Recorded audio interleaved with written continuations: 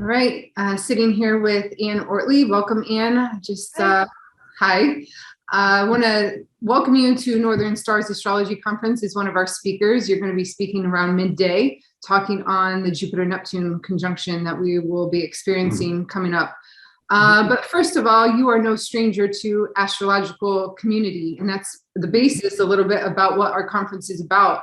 So you share in a lot of different groups and are, no stranger again to Lake County Astrological Association, having come up here. Lake County. Love coming to Cleveland, yes. Yes, we love having you. And so right now it's more virtual setting, but in the future we hope, soon to have you back in person.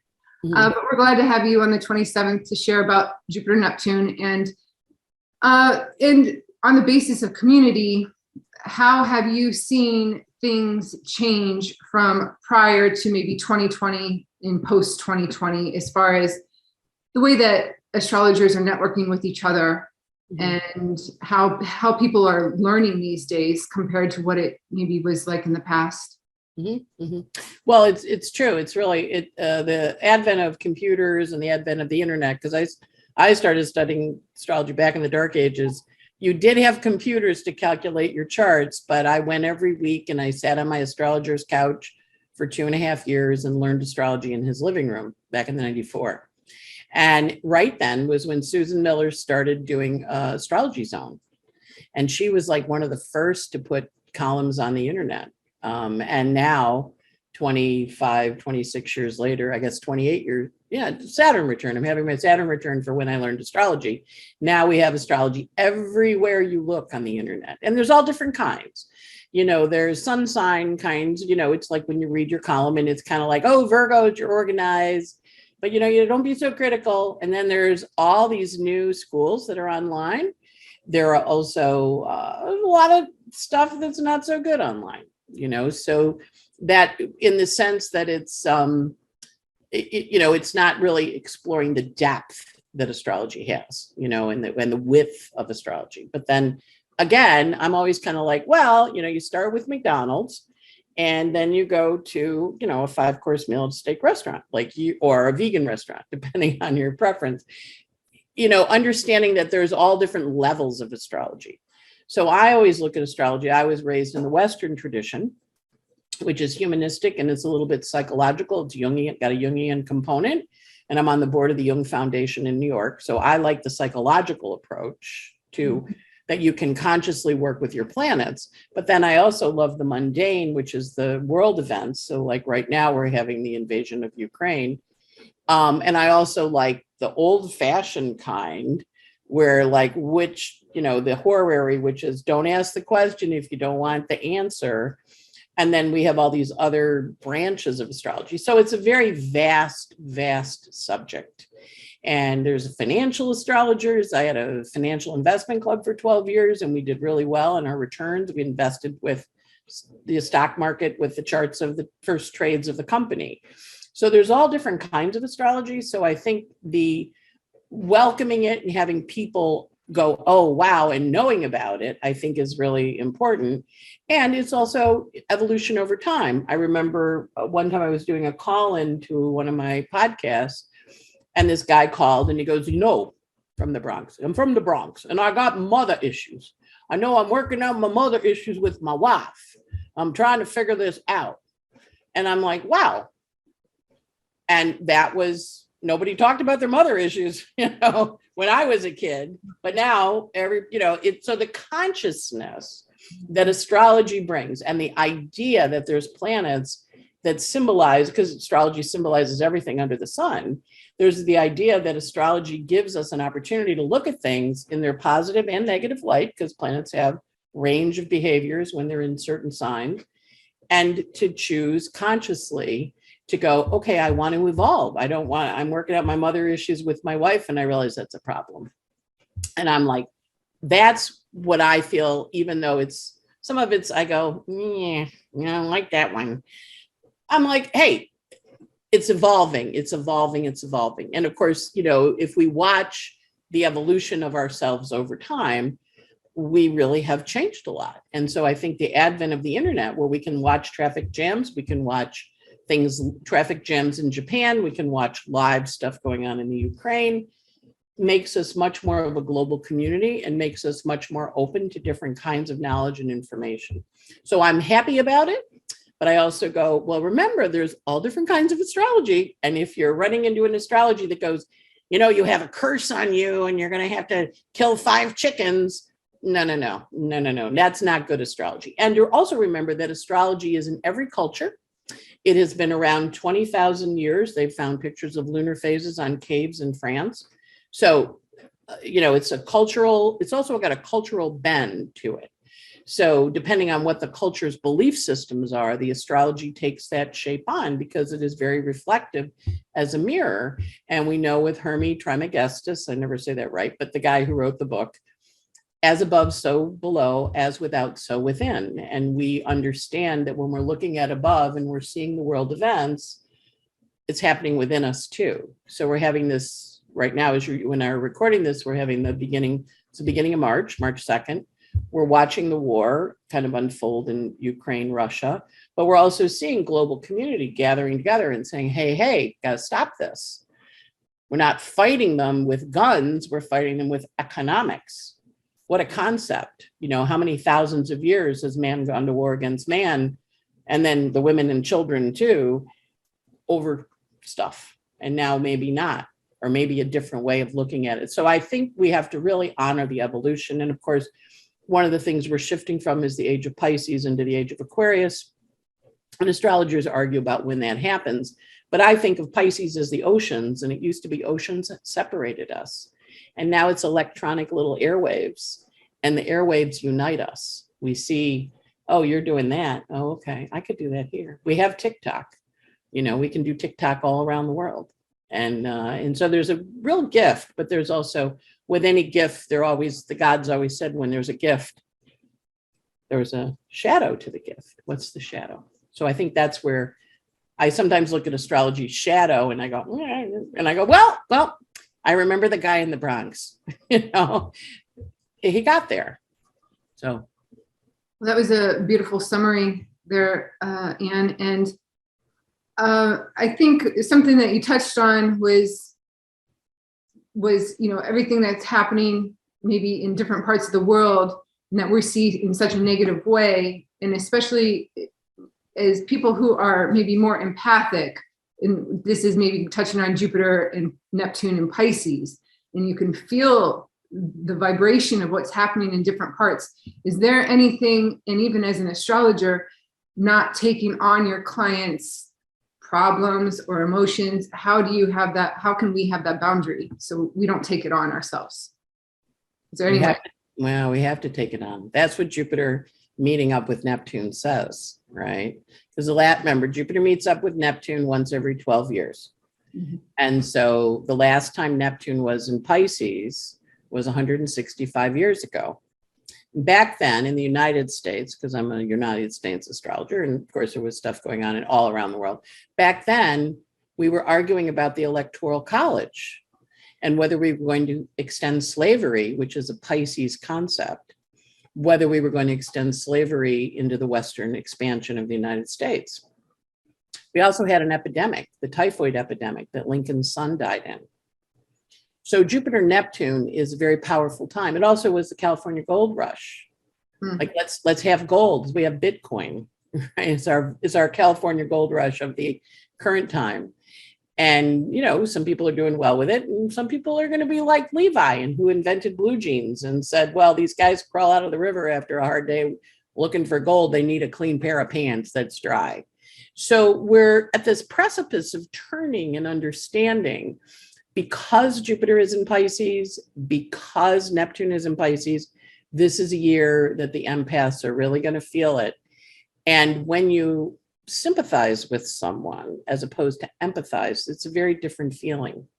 So the empaths of us are, around among us, and a lot of astrologers have an empathic, we all have it somewhere in our chart. Some people a little more developed than others, but it really is recognizing that right now, because the world is really working overtime to have us become aware of the suffering of others. Another symbolism of Pisces. We see those people with 3 below, and they're there with these little babies at the crossroads being refugees.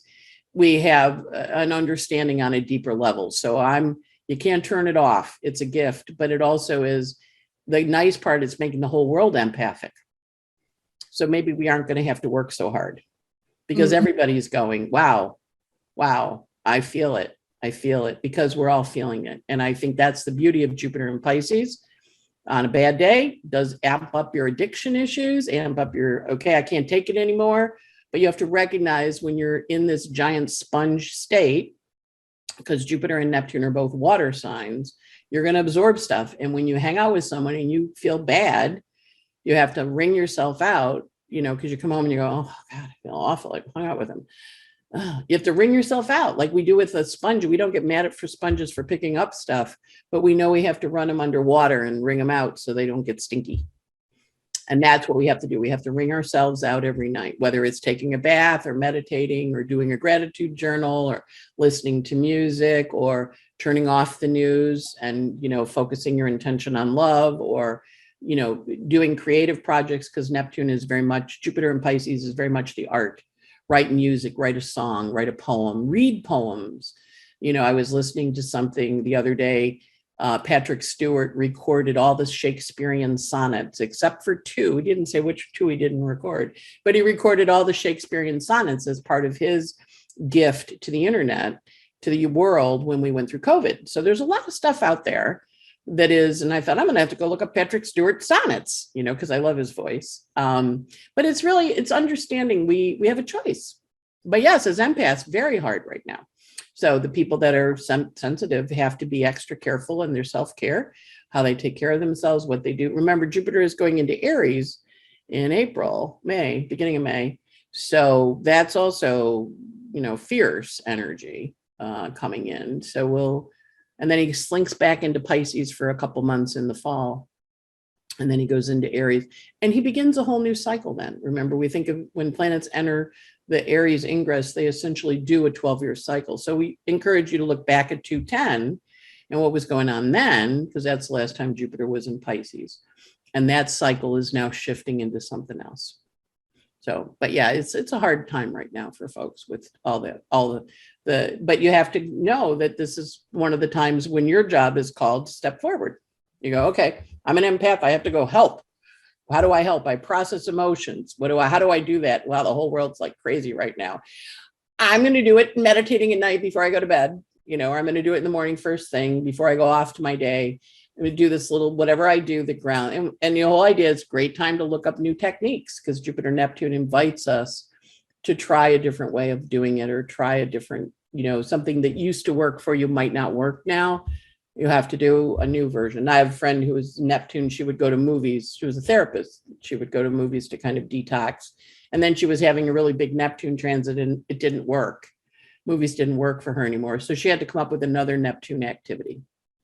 So Google Neptune, Google Pisces, put those two words together and do it. Or Google Jupiter, Google Pisces, put those two words together. Because if you use up the energy, there's less of it floating around free. Right. So that's the other part. How can you help? How can you support? Because Pisces is the least of our brothers. It's the 12th house. It's the Bowery Bum. It's the mystic. It's the psychic. It's the artistic. It's George Harrison's While My Guitar Gently Weeps. It's Eric Clapton's song that he wrote when his son fell out the window, Tears from Heaven. It is an understanding of that deep, deep feeling that when we really connect on a soul level, there, but for the least, there I am. I'm you, you are me. It's a really important connection. So I'm saying, don't turn it off. Just recognize it's running super strong. And our job with that is to help everybody that it's running, because sometimes that person's overwhelmed and then this person's overwhelmed.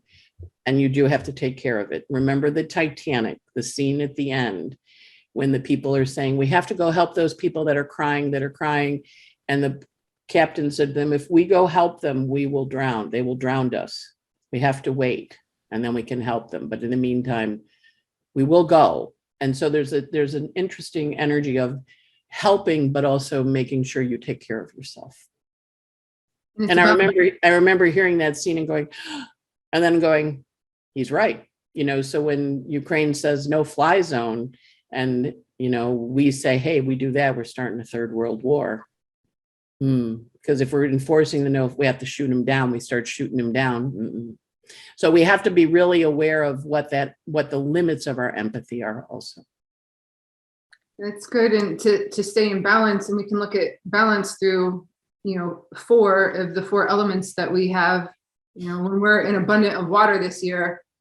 And right now we're recording this and there's not any planets in fire, unless if you look at some of the asteroids, but none of the planets are in fire. And so that's an element that you can bring in to help center yourself. Yep. And remember a couple of years ago when everything was in fire, the whole West Coast was on fire. So right now it's all water. Yeah.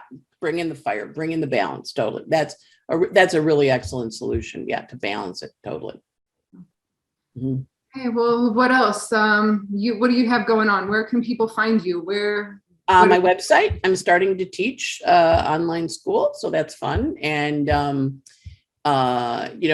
the 20 years, the Jupiter Saturn conjunction in 20 years ago was in Taurus, which is when I started my practice in 2000.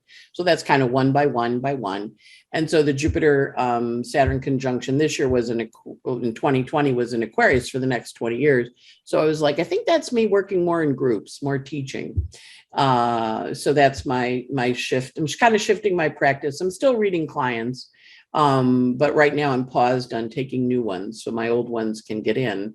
And I'm also starting teaching astrology with the idea of being the internet, as a source and a tool, and also to help the people that learn astrology from TikTok and then want to learn a little more, so it'll be kind of I've always liked buffets, right? So it's going to be an astrological school of buffets where you can learn, I want to learn about the progressed moon. I want to learn about void of course moons. I want to learn about, so there'll be little, samples where you get to pick and choose what you want to do. But if you do it all, you'll be able to pass one of the international or national certifications. Well, that sounds fabulous. Mm-hmm. So I'm looking forward to it. It's taking a little longer than I thought. I'm like, I got this exalted Mars in Capricorn. Yeah, go. Except I had Saturn on my ascendant. So it was like, boom into the wall. And I kept going, all right, like what the hell? But I'm in Florida now. And so my ascendant is 3 degrees different. So I'm like, why am I so boom into the wall? I'm like, I'm in Florida. It's 17 instead of 14. So I'm like, get off of me, Saturn. So I feel like I've been slogging, but I have actually been doing things. So, but it's Saturn, he goes, nah, it's a fast and got to do your other stuff. So yeah, so that's it. I do podcasts. I do 3 podcasts. I had done some weekly weather stuff I do a weekly weather podcast of my own. And then I do a call-in one with Heather and Mark, Heather Roan Robbins and Mark Woltz, where you can call and ask your astrological question. We look at your chart and answer your question. And then I do one with an alchemist, a friend of mine, Gemma Selas, who's an alchemist. And, when I was doing stuff with Astrology Hub over the last couple of years, a lot of people watch it on YouTube, and I'm not really like being videoed. I mean, I'm doing this because I love you, Angie. This is why I'm agreeing to this, right? So I'm going to probably start taking the blog talk stuff and putting it on YouTube. And then we also did these things called pockets where you could get the daily forecast. And I did it through Astrology Hub and they discontinued it. So I'm thinking of starting that up again because people really liked it, where every day you get a little update for the day, like a 6-minute. Okay, so today the aspects are this, and this is what how we're going to use the energy. So so I've got a lot on my plate right now, but it's all good and I'm having a good time. And I am a grandmother right now, because I'm in Florida. My cousin works at Suncoast Animal League, and I'm fostering Betty White, who came into the shelter the same day Betty White died, and the real Betty White. And then she had 5 kittens who I named Murray and Lou and Phyllis and Rhoda and Ted. So I've currently got 5 kittens in my bedroom making noise all night long. They're very cute though. And people go, what about Mary? And I go, if you adopt one of those kittens, you're Mary. For those who were fans of the Mary Tyler Moore show. So, yeah.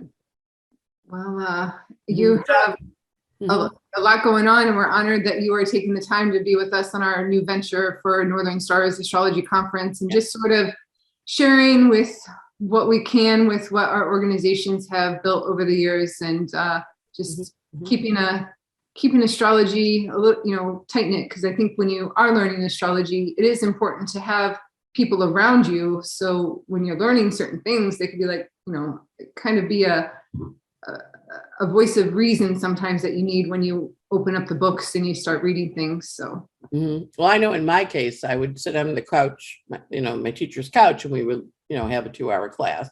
And then I'd go home, and then I would probably call him like 10 times that week and go, okay, so I was thinking, I realized that the sun and the moon don't ever go retrograde. And I realized that the retrograde shadow for Saturn is 9 months. It's kind of like the human gestation cycle. And I'd go into class on Monday and he would go, yes, yes, yes, yes, yes, yes, except, and then he would correct whatever I had wrong. And I was, because when you get into that really wild phase, when you really love astrology and you're like, oh my God, I love astrology so much. And you want to talk to people, you want to have friends, you want to have community. And that's the beauty of having the online, is you can connect. And I don't know the other organizations, but I know you guys in Cleveland, you have a great, great chapter. Wonderful fun. You've been around like 40 years, right? Long time. I'll be 50 next year. 50 next year. Okay. I've been coming there since you've been 40, because I remember thinking you got filed at your original age, right? When I first met you. And then, Robert, your president, and I'm always like, we're getting old, Robert. He's like, no, we're not. No, we're not. But yeah, 50 years. You guys have been doing astrology there on the coast of Cleveland, on the Lake County Astrological Association, I believe is LCAA.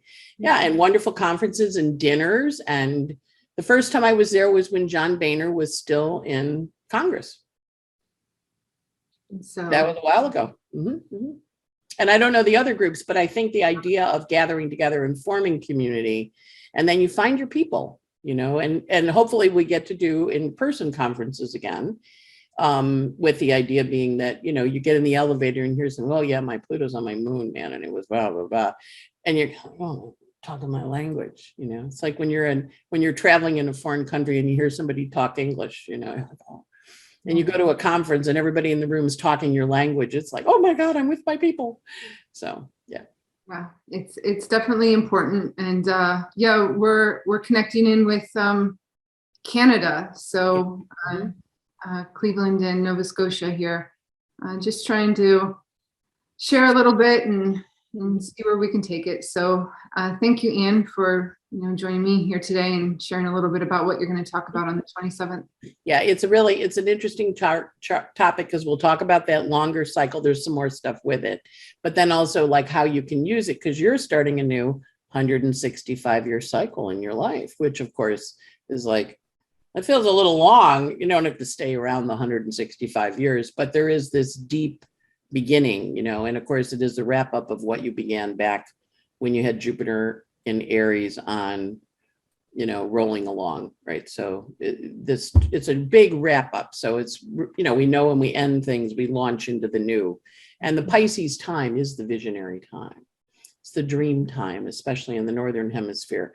We can't go out and work in the field. We are here to have the vision, have the dream of what we're doing. So it's an important, I think your lineup looks great. Your people look great. And I think we're all going to have a lot of fun. So. Well, thank you. Thank you for being here. Yay. All excited. Wish I could come in person, because you guys have really good food in Cleveland too. But maybe next year, so.